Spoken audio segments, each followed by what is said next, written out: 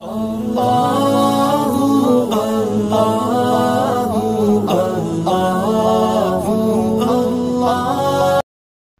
আসসালাম রহমতুল্লাহি ওয়া বারাকাতুহু। এক ভাইয়ের প্রশ্ন হচ্ছে, এমনিতে কিছুদিন নামাজ ঠিকমতো না পড়লে অথবা সকালে এক ওয়াক্ত নামাজ পড়া হলে দুপুরে না পড়লে পরে আবার রাতে পড়লে নামাজ পড়লে এভাবে যখন যেই ওয়াক্তের নামাজ পড়তে মন চায় এমনই নামাজ পড়লে কি কবুল হবে? জি ভাই, কবুল হবে কি না হবে সেটা তো আল্লাহ জানেন। কবুল হবে কি হবে না এটা কোনো মানুষের বলার কথা না। তবে এভাবে কিন্তু নামাজ পড়া ঠিক না।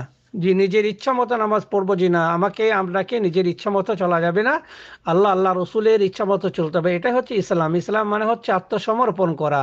আল্লাহ এবং আল্লাহ রাসূলের কাছে আমাদেরকে আত্মসমর্পণ করতে হবে। আল্লাহ এবং আল্লাহ রসুল যা বলেছেন সেটা আমাদের করতে হবে। বিদায় আল্লাহ যখন আমাদের উপরে 5 ওয়াক্তের নামাজ যথাযথভাবে ফরজ করেছেন, ঠিক অনুরূপভাবে আমাদেরকে 5 ওয়াক্তের নামাজ ফজর, জোহর, আসর, মাগরিব, ঈশা, যে সময়ে ফজর এবং জোহর, আসর, মাগরিব, ঈশা পড়া হয় সেই সময়গুলোতেই জামাত সহকারে পুরুষেরা নামাজ পড়বে, মহিলারা নিজেদের মতো করে বাসায় আজানের পরে নামাজ পড়বে। এটাই হচ্ছে শরীয়তের বিধান।